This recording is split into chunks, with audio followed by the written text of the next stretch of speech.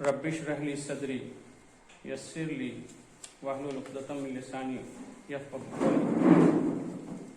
عزیز ساتھیو، میرا آج کا ٹاپک ہے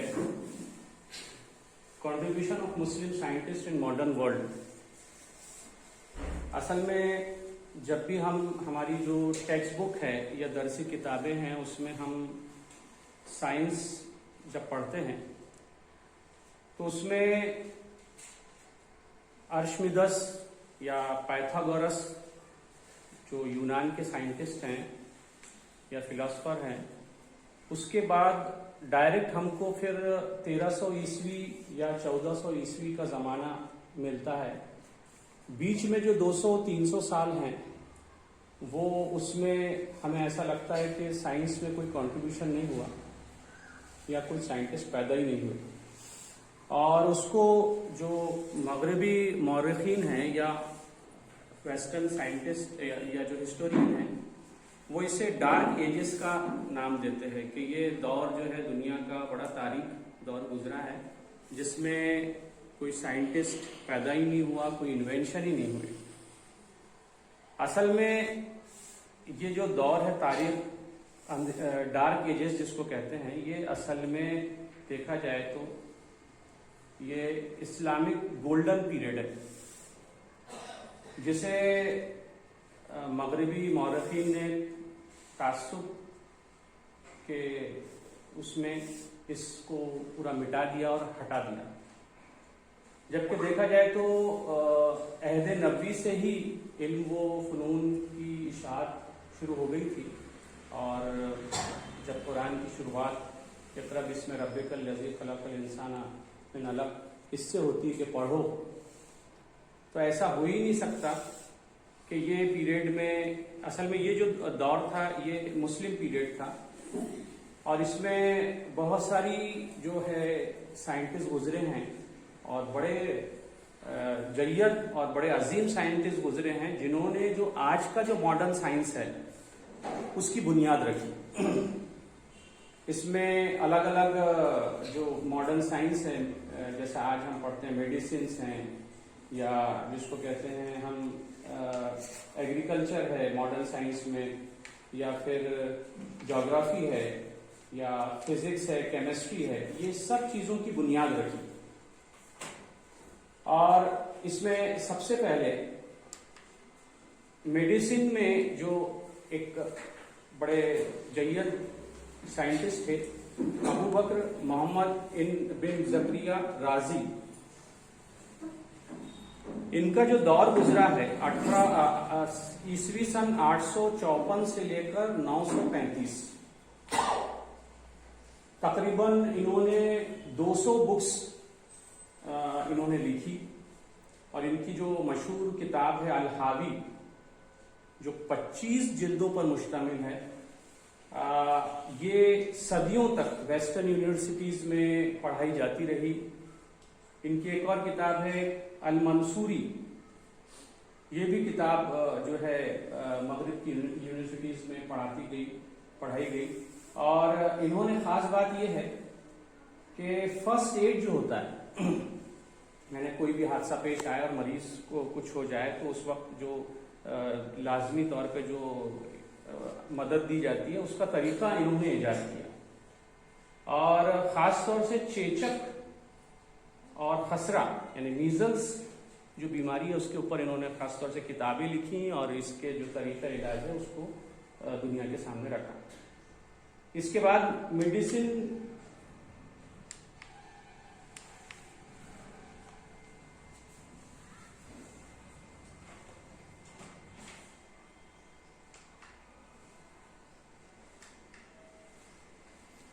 یہ دیکھیے، یہ ان کی جو کتابیں ہیں اس میں سے ایک جو پیج ہے وہ اس کی شکل ہے یہاں پہ، کہ کس طرح سے آج جو ہماری میڈیسن کی بک ہے اس میں جو ڈائیگرامز ہوتی ہیں وہ انہوں نے اس وقت اپنے جیسا یہ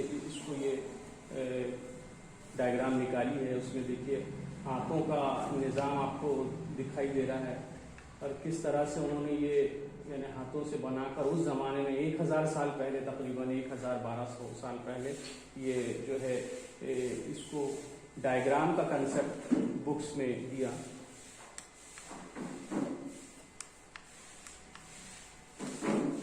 اس کے بعد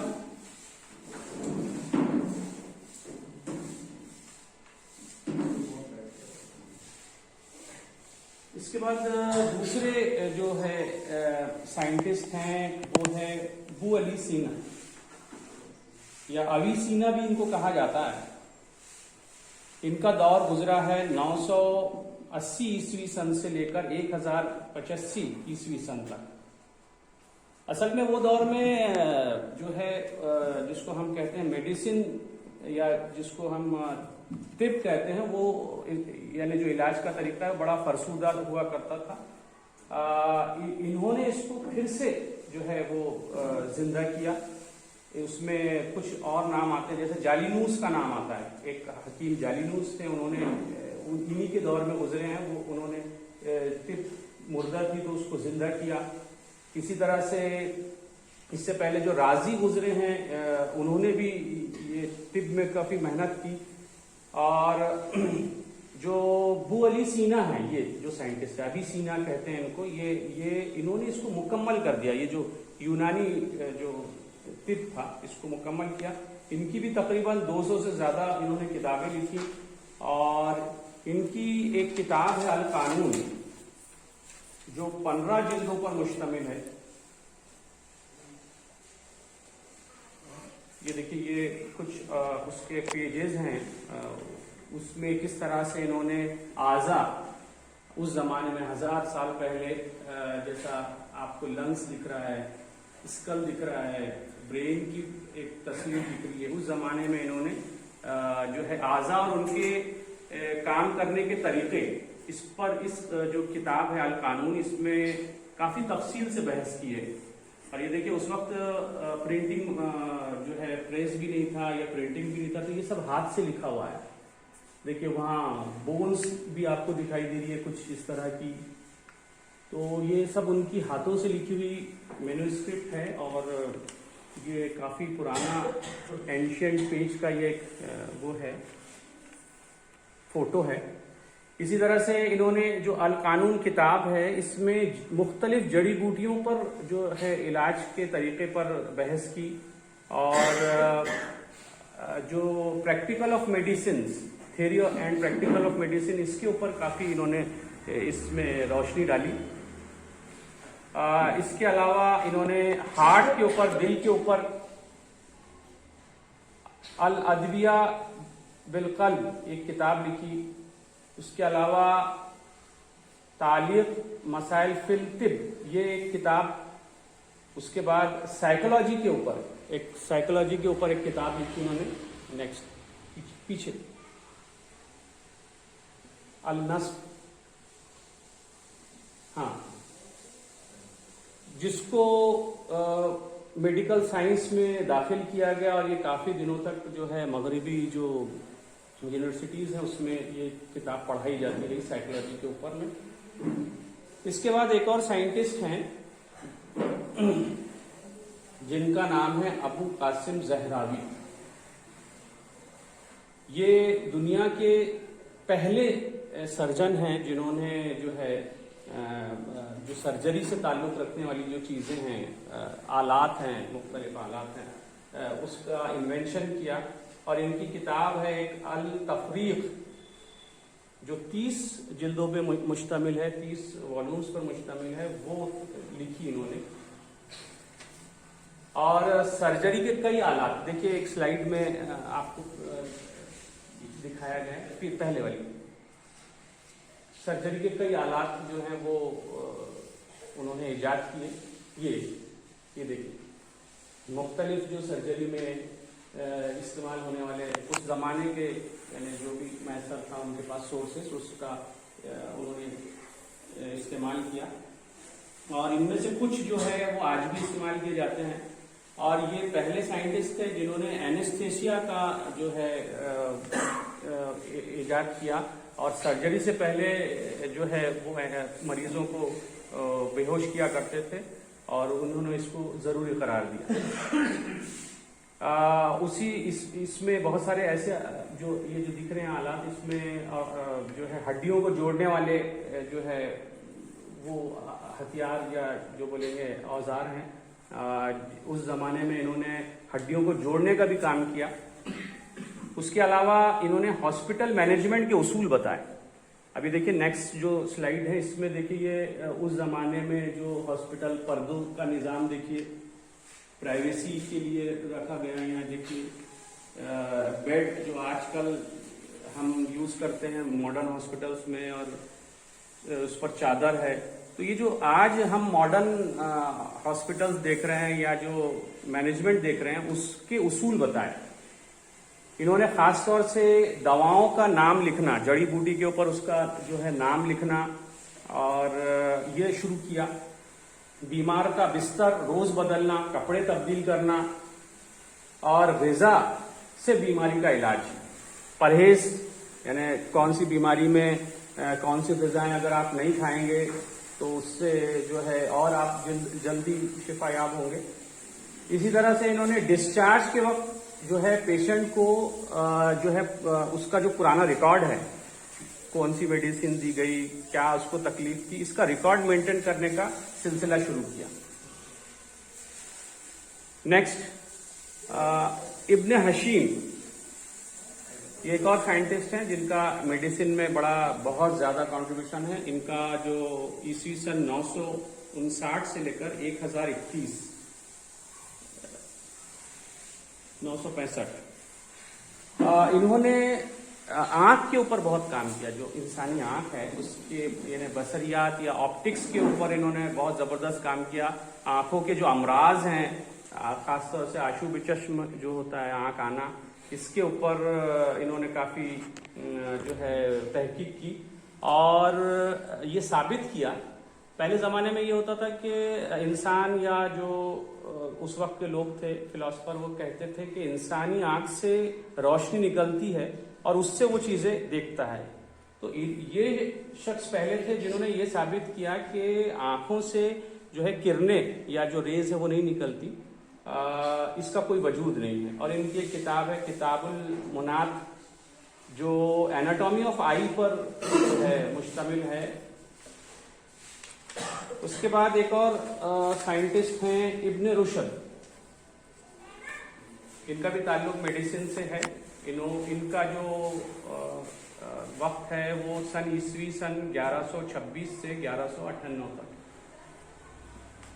تو ان کی ایک کتاب ہے الکلیات، جس میں انہوں نے جو آنکھ کا ریٹینا ہوتا ہے اس کے فنکشن پر بحث کی ہے. اور خاص طور سے اس میں اور انہوں نے ایک امیونٹی جو سسٹم ہوتا ہے انسانی جسم میں، اس کو سمجھایا ہے. اس کے علاوہ ایک سائنٹسٹ ہیں جن کا تعلق ہے کیمسٹری سے یا علم کیمیا سے. ان کا نام ہے جابر بن حیان، جن کو فادر آف کیمسٹری بھی کہا جاتا ہے. اور ان کا جو دور ہے وہ عیسوی سن 720 سے لے کر عیسوی سن 817 ہے. خاص طور سے انہوں نے ایکسپیریمنٹ کو بہت اہمیت دی. جو یعنی اکثر کر کے جو ہم ارسطو ہیں یا ارسطوٹلے ہیں یا اس طرح کے اور بھی جو یونانی سائنسداں ہیں، وہ تھیوری کے اوپر میں کافی زور دیتے تھے، لیکن انہوں نے پریکٹیکل سے چیزوں کو ثابت کرنا شروع کیا.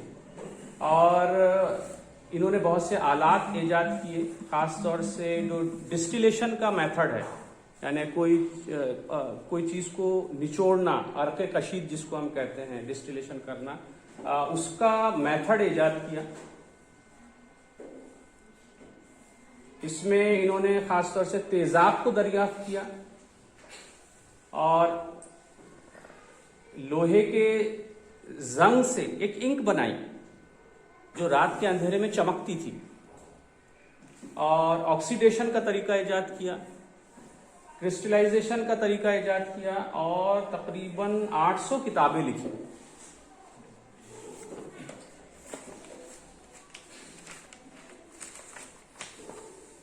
اس کے بعد ایک اور سائنٹسٹ ہیں محمد بن موسیٰ شاکر، جو سن عیسوی سن 872 میں ان کا جو ہے وقت تھا. انہوں نے کیمیکل بیلنس، جو کیمیکل ایکویشن ہوتی ہے اس کو کیسا بیلنس کرنا یا اس کی ایجاد کی. نیکسٹ سائنٹسٹ ابو بکر محمد بن زکریا رازی. یہ جابر بن حیان کے بعد دوسرے نمبر کے جو ہے کیمیا داں ہیں، اور انہوں نے آرگینک اور ان آرگینک جو کیمسٹری ہوتی ہے یا جو ٹرم ہے، اس ٹرم کا تصور پہلی بار دیا کہ آرگینک کا مطلب کیا ہوتا ہے، ان آرگینک کا مطلب کیا ہوتا ہے.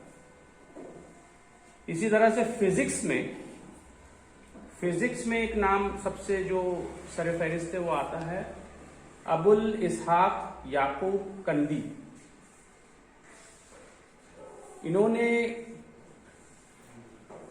ان کی کتاب کا نام ہے کتاب الفلاح، جس میں پلانٹس کے جو ڈیسیزز ہوتی ہیں، مختلف امراض ہوتے ہیں پلانٹس میں بھی جو امراض ہوتے ہیں، اس کے بارے میں اس میں تعلق سے لکھا گیا ہے.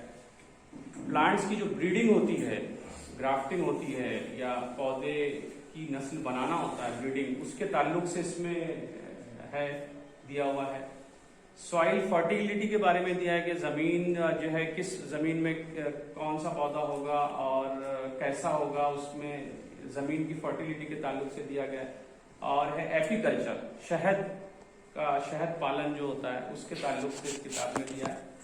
اور اریگیشن، آب پاشی، یعنی کھیتوں میں سینچائی کیسا کرنا، کس طرح سے پانی دینا، کتنا پانی دینا، اس میں دیا ہوا ہے.